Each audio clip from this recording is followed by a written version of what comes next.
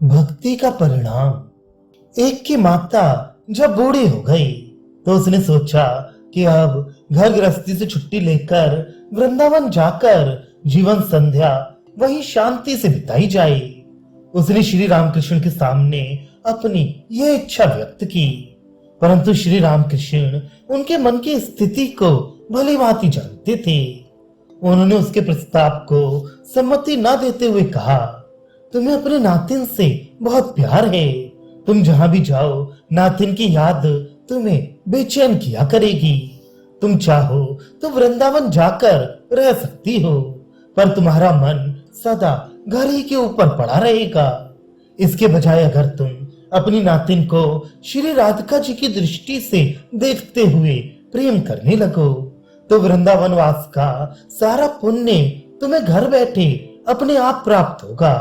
उसका चाहे जितना लाड़ दुलार करो, जी भर कर खिलाओ पिलाओ, पर मन में सदा यही भाव रखो कि तुम वृंदावन अधीश्वरी श्री राधिका की पूजा सेवा कर रही हो।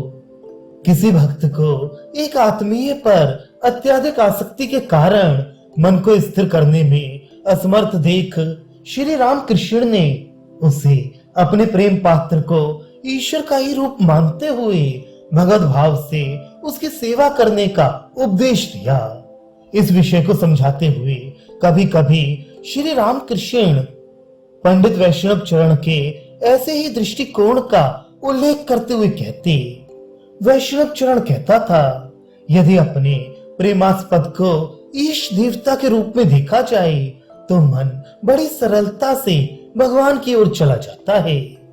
एक भक्त क्या पहले विवेक विचार के द्वारा इंद्रियों को वशीभूत करने की आवश्यकता नहीं है?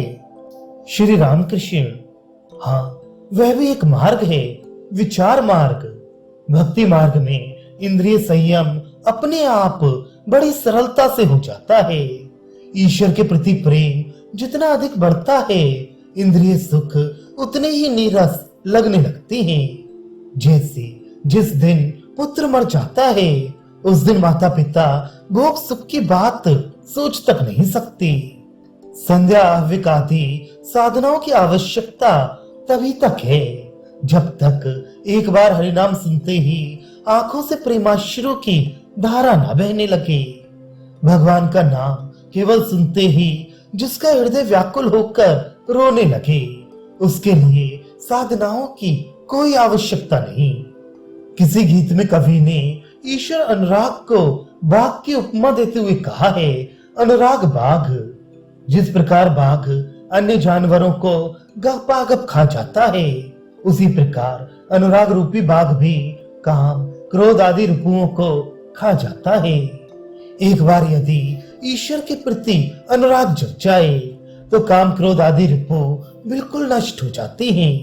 कृष्ण के प्रति अनुराग के बल पर गोपियों को ये उच्च अवस्था प्राप्त हुई थी। फिर अनुराग अंजन की भी बात कही है। श्रीमती राधिका ने एक बार कहा, सखियों, मैं चारों दिशाएं कृष्णमय देख रही हूँ। इस पर सखियों ने कहा, सखी, तुमने आंखों में अनुराग अंजन चढ़ाया है, इसीलिए ऐसा देख रही हो। कृष्ण, भगवान के लिए भक्त सब कुछ क्यों छोड़ देता है? उत्तर, एक बार दीपक को देखने पर पतंगा फिर अंधेरे में नहीं जाता। चींटी गुण में लिपटकर प्राण खो देती है पर उसे छोड़ती नहीं। इसी तरह भक्त भी ईश्वर के लिए प्राणों की बाजी लगा देता है, परंतु दूसरा कुछ नहीं चाहता। पतंगा अगर एक बार उजाला देख ले तो फिर क्या वह अंधेरे में रह सकता है? एक भक्त भले ही जल जाए पर उजाला नहीं छोड़ेगा।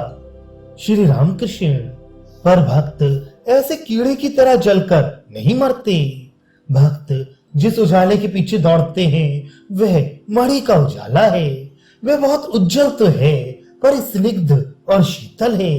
इस उजाले से शरीर जलता नहीं, यह तो हृदय की शांति और आनंद से भर देता है। जो यथार्थ मार्ग नहीं जानता परंतु जिसकी ईश्वर पर भक्ति है और उन्हें जानने की तीव्र इच्छा है, वह केवल भक्ति के बल पर ही ईश्वर को प्राप्त कर लेता है। एक आदमी बड़ा भक्तिमान था। एक बार वह जगन्नाथ जी के दर्शन करने के लिए निकला, पर वह पुरी धाम का रास्ता नहीं जानता। इससे वह पुरी की ओर न जाकर भटकते हुए दूर पश्चिम की ओर चला गया। वह व्याकुल होकर लोगों से राह पूछने लगा। लोगों ने उससे कहा, यह रास्ता नहीं, उस रास्ते से जाओ। अंत में वह भक्त पुरी जा पहुंचा और उसने जगन्नाथ जी के दर्शन किए।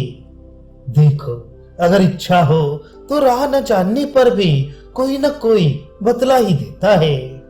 पहले भूल हो सकती है, पर अंत में सही रास्ता मिल ही जाता है। अनुराग हो तो विवेक, वैराग्य, जीवों के प्रति दया, साधु सेवा, सत्संग, ईश्वर की महिमा का गुणगान, सत्य वचन इत्यादि सद्गुणों का उदय होता है। ईश्वर दर्शन होने के कुछ निश्चित लक्षण होते हैं। यदि किसी में अनुराग जनित सद्गुणों को प्रकाशित होते देखो तो निश्चय जानना कि उसे ईश्वर दर्शन होने में देर नहीं। जिस प्रकार समुद्र के भीतर छिपा हुआ चुंबक का पहाड़ अपने ऊपर से किसी जहाज के गुजरते ही तुरंत उसे खींच उसके कलपुर्जों को ढीला कर पटियों को अलग अलग कर पानी में डुबो देता है, उसी प्रकार ईश्वर रूपी चुंबक का आकर्षण होने पर वह मनुष्य के अहंकार और स्वार्थ से पूर्ण जीवन को क्षण भर में तोड़ फोड़ कर ईश्वर के प्रेम सागर में डुबो देता है।